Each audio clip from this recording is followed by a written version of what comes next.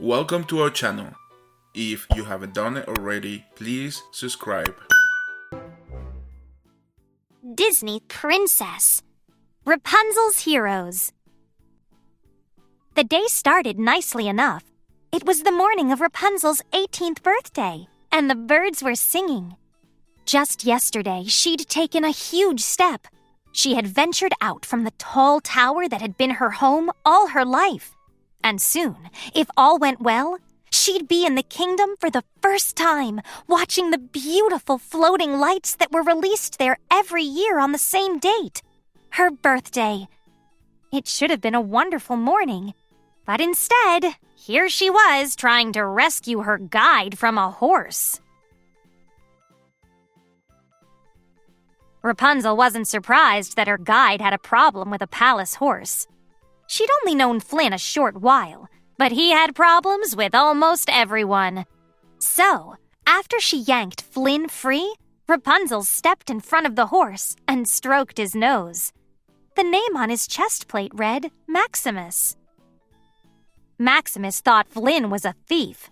And, all right, Flynn was a little misguided. Still, Rapunzel hoped the horse wouldn't turn him over to the guards. At least, not until she could see the lights. "Today is kind of the biggest day of my life," Rapunzel explained.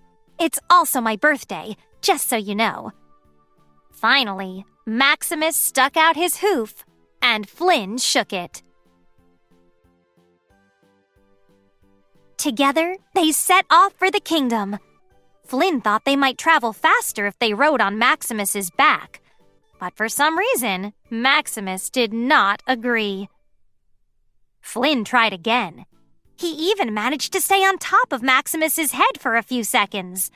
Then, Maximus lowered his head, and Flynn tumbled into the mud. "I don't like this horse," Flynn howled. "And this horse doesn't like me." Finally, Flynn decided they'd travel faster if they just started walking. "Do you have this problem with all horses?" Rapunzel asked. "No," Flynn replied. "When I was growing up in the orphanage, I dreamed of becoming a swashbuckling hero, and swashbuckling heroes love horses. No, it's this horse. He's the problem." As they walked, Maximus flicked his tail in Flynn's face. So Flynn poked Maximus in the ribs. Then Maximus stepped on Flynn's foot, and Flynn yanked on Maximus's bridle. Rapunzel sighed. Those two just had to get along, or her special day would be ruined. Luckily, she had an idea. "I know," Rapunzel told Flynn. "I'll teach you how to get along with Maximus." Flynn grumbled but watched as she stroked Maximus under his chin. Then she scratched his ears. Pascal, who was sitting on Maximus's head, helped. "See?" Rapunzel said, nuzzling Maximus's face. "Now you do it." "Ugh, no way," Flynn protested. "That's just plain now," Rapunzel commanded. She didn't think she was being too hard on them. Getting into the kingdom was a little tricky because Flynn was wanted by the palace guards. Maximus and Flynn managed it, though, by working together. Those two were making good progress. Rapunzel thought Maximus was a little surprised as he watched Flynn that day. Maybe he realized Flynn wasn't so bad after all. Maximus still wouldn't let Flynn climb onto his back, though. That evening, when it was time to see the lanterns being released, Flynn surprised Rapunzel by taking her out in a boat. Flynn said that watching from the water would give them the best view. There was another surprise, too. Flynn gave a bag of apples to Maximus. The horse looked suspicious. "What?" "I bought them," Flynn responded. Maximus whinnied happily as Flynn paddled away.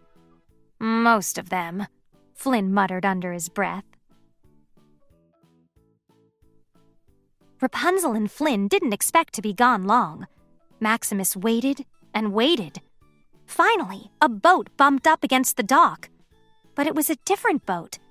And it was carrying only Flynn, who was tied to the mast with a stolen crown on his lap. He seemed confused and was yelling, "Rapunzel! Rapunzel!" Maximus backed out of sight as the palace guards came forward and arrested Flynn. Maximus didn't know where Rapunzel was, but he knew that something had gone very, very wrong. Maximus raced away, but he wasn't leaving Flynn. He was going for help. With a lot of hoof stomping and loud snorting, Maximus convinced their friends at the Snuggly Duckling Tavern to follow him back to the castle. Waving their clubs and axes, they raced to the kingdom, broke into the prison, and freed Flynn. Of course, getting him out of the prison was another problem. But Maximus was ready and waiting. Together, Max and Flynn galloped through the streets, leaped over guards, and dashed through the town's gates just as they were closing. Flynn could hardly believe he was riding Max.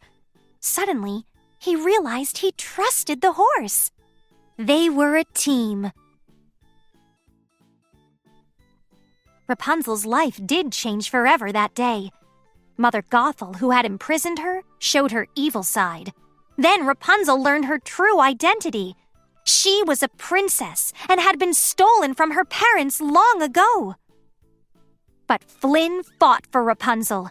To save her, he had to cut her long golden hair, but that didn't matter to Rapunzel or to Flynn. He loved her for who she was. It was quite a day. Afterward, they could have ridden back to the kingdom, but Flynn wouldn't allow it. Instead, they walked. He ran all night, Flynn explained as he patted Maximus. He's tired and needs a rest. Flynn paused. "You know, I felt like a real hero today." Then he turned to Max. "But you are an even bigger hero. If it weren't for you, Rapunzel and I wouldn't be here." Flynn and Max were both heroes. But just as important, they were friends. Thank you for watching our videos. If you haven't done it already, please subscribe. Here are some videos we thought you might like.